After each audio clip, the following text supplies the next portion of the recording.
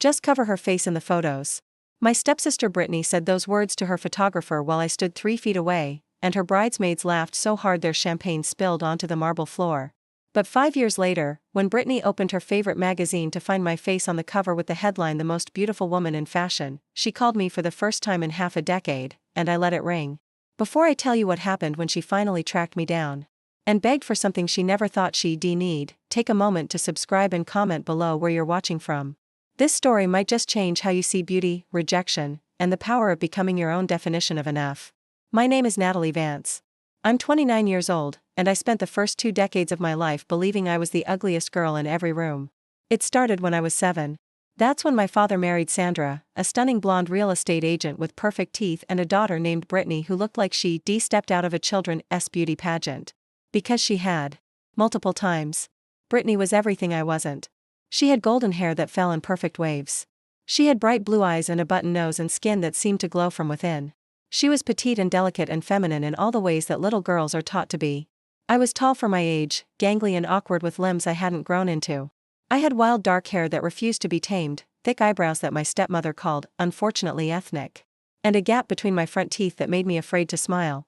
My skin was olive-toned in a town full of golden tans, and I had what Sandra delicately referred to as a strong nose.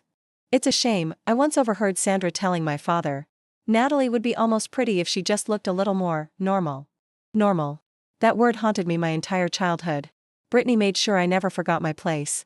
She was 2 years older than me, and from the moment our parents married, she treated me like a charity case, the unfortunate stepsister she had to tolerate but never accept. Don't stand next to me in photos, she'd say before every family event. You make me look washed out. Maybe try some makeup, she'd suggest with fake sweetness. It might help, distract from things.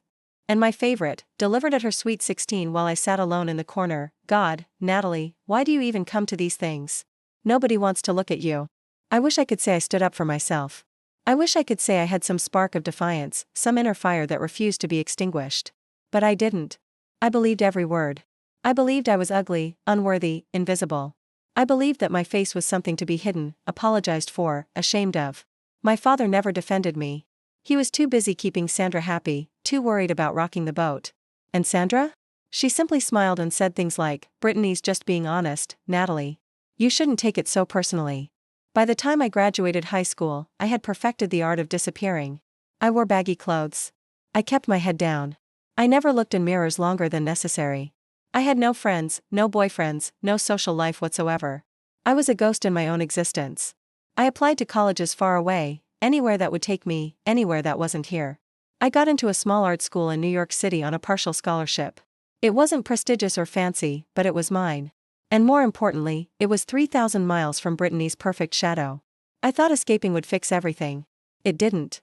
The voice in my head, the one that sounded like Brittany and Sandra and every cruel comment I ever absorbed, followed me across the country. But New York did something else. It showed me a world I'd never known existed.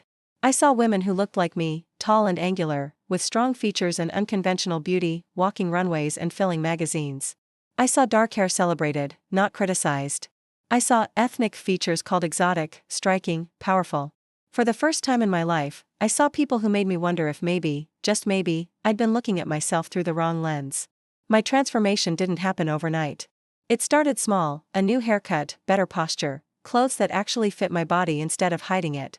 I started going to therapy, unpacking 2 decades of internalized shame. I learned words like gaslighting and emotional abuse and realized that what Brittany and Sandra had done to me had a name. In my junior year, something unexpected happened. I was sitting in Washington Square Park, sketching, when a woman approached me. She was in her 50s, elegant, with sharp eyes that seemed to see right through me. Excuse me, she said. I'm a casting director. Have you ever considered modeling? I laughed. Actually laughed. I think you have the wrong person. She didn't smile. I've been doing this for 30 years. I don't have the wrong person. She handed me a card. Come to this address tomorrow at noon. If you don't like what you hear, you can leave. But I think you should hear it. I almost threw the card away. Almost. But something made me show up the next day. The casting director's name was Margaret Holloway, and she worked for one of the most prestigious modeling agencies in the world. She sat me down in her office and told me something I'd never heard before. You have a face the camera loves, she said simply. High cheekbones, dramatic features, perfect symmetry. The industry is changing, Natalie. We don't want cookie-cutter pretty anymore. We want striking. We want memorable. We want faces people can't forget. She leaned forward. You have that face. The question is whether you're brave enough to use it. I signed with her agency that week. The first 2 years were hard. Rejection after rejection. Casting directors who said I was too ethnic or not commercial enough. I almost quit 100 times. But Margaret believed in me, even when I couldn't believe in myself. And then, slowly, things started to change. I booked a small campaign for an indie jewelry brand. Then a bigger one for a shoe company. Then a fashion editorial for a magazine I'd never heard of, which led to another magazine, which led to another. My look, the one I'd been told my whole life was wrong, suddenly became exactly what the industry wanted. By 26, I was walking runways in Milan and Paris. By 27, I had my first Vogue cover, Italian Vogue, but still. By 28, I was the face of a major cosmetics campaign, my strong nose and ethnic features plastered on billboards in Times Square.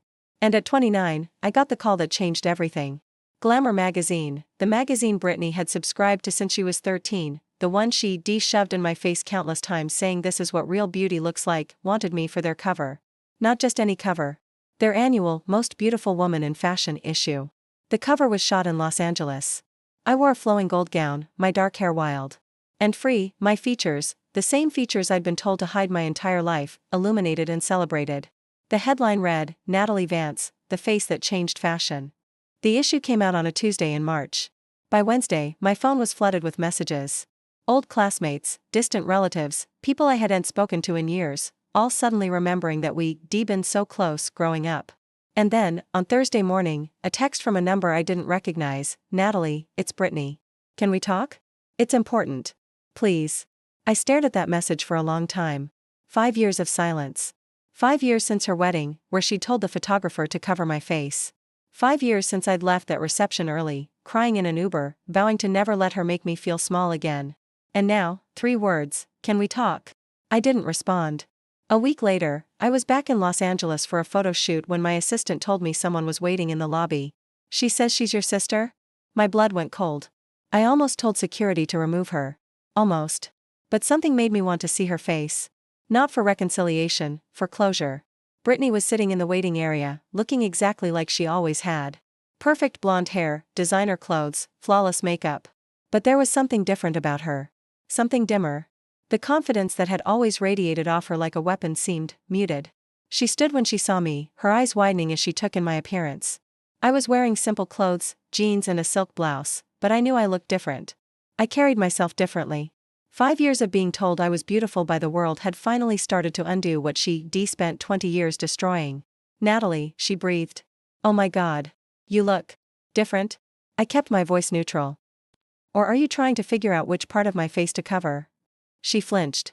Good. I deserve that, she said quietly. I deserve worse than that. Can we sit somewhere and talk? Against my better judgment, I led her to a private room. We sat across from each other, and for a long moment, neither of us spoke. Finally, Brittany broke the silence. I saw the magazine. I figured. You're on the cover of Glamour. She shook her head slowly. Glamour, Natalie. The magazine I used to wave in my face while telling me what real beauty looked like. I remember. She closed her eyes. I was horrible to you. Yes. You were. I made your life miserable. I told you you were ugly every chance I got. I made you hide in photos. I made you believe, her voice cracked. I made you believe you weren't worth being seen. I said nothing. I just watched her, this woman who had haunted my nightmares for 2 decades, finally crumbling under the weight of her own cruelty. I need to tell you something, she continued. Not as an excuse. There is no excuse. But as, I don't know. Context. Confession. Whatever you want to call it. I waited. Brittany took a shaky breath. My mom, Sandra, she was obsessed with beauty. You know that. But what you don't know is what she did to me behind closed doors. She looked down at her hands. She put me on diets when I was 8. She told me if I gained weight, no one would ever love me. She entered me in pageants and screamed at me if I didn't win. She once told me that my face was my only value, and if I ever lost my looks, I'd have nothing. I felt something twist in my stomach. Not sympathy, not yet, but recognition. A different kind of cruelty, aimed in a different direction. So when you came along, Brittany continued, with your natural beauty that you didn't even have to try for, your features that were so different from everything I'd been told was acceptable. I was terrified. My mom kept comparing us. She'd say things like, "At least Brittany knows how to present herself," but I could see her looking at you sometimes with this calculation. Like she was wondering if you might grow up to be prettier than me. She laughed bitterly. "And you did. God, Natalie, you did. The whole world sees it now. But I saw it then. And instead of dealing with my own insecurities, I made you carry them. I tore you down so I could feel tall." She wiped her eyes. "I'm so sorry. I'm so deeply, horribly sorry." The room was quiet except for the hum of the air conditioning. I sat with her words for a long moment. Part of me wanted to forgive her instantly, to hug her and say it was okay and pretend the past didn't matter. That's what the old Natalie would have done. The one who made herself small to keep the peace. But I wasn't that Natalie anymore. "I hear you," I finally said. "And I believe that what Sandra did to you was awful. But Brittany, I was a child. I was 7 years old when you started telling me I was ugly. I didn't know about your mother's abuse. I just knew that my stepsister hated the way I looked, and I believed her for 20 years. Brittany nodded, tears streaming down her face. "I'm not saying I'll never forgive you," I continued. "But I'm not there yet. And I don't owe you my healing on your timeline." "I know," she whispered. "I know you don't." We sat in silence for another moment. Then Brittany reached into her bag and pulled out a magazine, the Glamour issue with my face on the cover. "I bought 10 copies," she said with a watery smile. "I'm giving them to everyone I know. I told my book club that my sister is the most beautiful woman in fashion." She set the magazine on the table between us. "I know it doesn't fix anything. But I wanted you to know that I see you now, Natalie. I see you." I looked at the magazine. At my own face, glowing under professional lighting, celebrated instead of hidden. "That's a start," I said quietly. "That's a start." Brittany left that day without asking for anything more. No forced reconciliation, no dramatic hug, no promise that everything was forgiven. Just an apology, an explanation, and a stack of magazines. It was more than I expected. Less than I needed. But it was real. 6 months later, I got another unexpected message, this time from Sandra. She wanted to have lunch. She said she was proud of me and wanted to reconnect. I didn't respond to that one either. Some apologies are genuine. Others are just people trying to attach themselves to your success. I'd spent too long learning to recognize the difference to fall for it now. My father called a few weeks after that. We talked for an hour, the longest conversation we'd had in years. He cried. He apologized for never protecting me. He told me he'd started therapy after seeing my magazine cover, realizing how badly he'd failed me. "I thought ignoring it would make it go away," he said. "I thought if I just kept the peace, you'd be fine. But you weren't fine, were you?" "No, Dad," I said. "I wasn't." "I'm sorry, Natalie. I'm so sorry." That apology I accepted. Not because it erased the past, but because I could hear him actually grappling with it. Actually changing. That's the thing about forgiveness, it's not about pretending the wound never existed. It's about deciding you're done letting it bleed. Last month, I was invited to speak at a conference for young women in fashion. The theme was redefining beauty, and the organizers wanted me to share my story. I stood on that stage and looked out at hundreds of faces, some confident, some uncertain, some carrying the same invisible scars I'd worn for years. When I was 7, I began, someone told me I was ugly.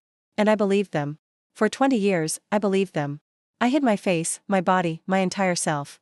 I thought that if I could just disappear enough, maybe the world would stop seeing whatever was so wrong with me. The room was silent.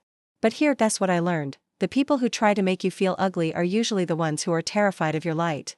They're not describing you, they're describing their own fear. Their own insecurity. Their own inability to handle someone who doesn't fit their narrow definition of acceptable. I thought about Brittany. About Sandra. About every cruel word I'd absorbed like poison. You don't have to wait for their apology to start believing in yourself. You don't have to wait for the magazine cover or the runway or the billboard in Times Square. You can decide, right now, that the only opinion of your beauty that matters is your own.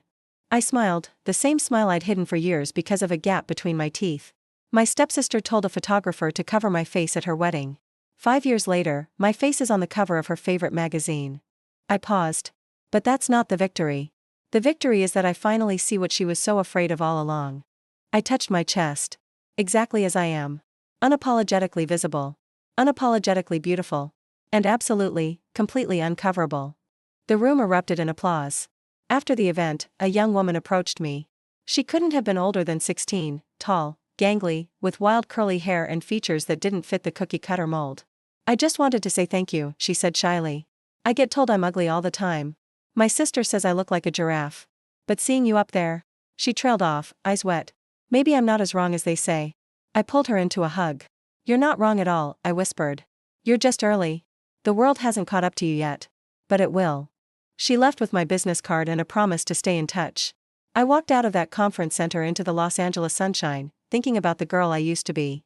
The one who believed she deserved to be hidden. The one who thought her face was a mistake that needed correcting. That girl is gone now. But I carry her with me, not as a wound, but as a witness. A reminder of how far I've come and how many others are still making that journey. If you're watching this and you've ever been told you're not beautiful, by a family member, a classmate, a stranger, or the voice in your own head, please hear me, me.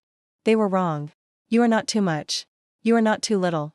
You are not the wrong shape or the wrong color or the wrong anything. You are a face the world hasn't learned to see yet. And when it does, when you let yourself be seen, you will take their breath away. My stepsister said to cover my face in the photos. Now my face is the photo. And I've never looked better. If you enjoyed this story, don't forget to subscribe and comment below where you're watching from. I'd love to know how many people are out there learning to see themselves clearly for the first time. And remember, the people who told you to hide were never protecting you. They were protecting themselves from your light. Shine anyway. This is Natalie Vance. And this is my truth.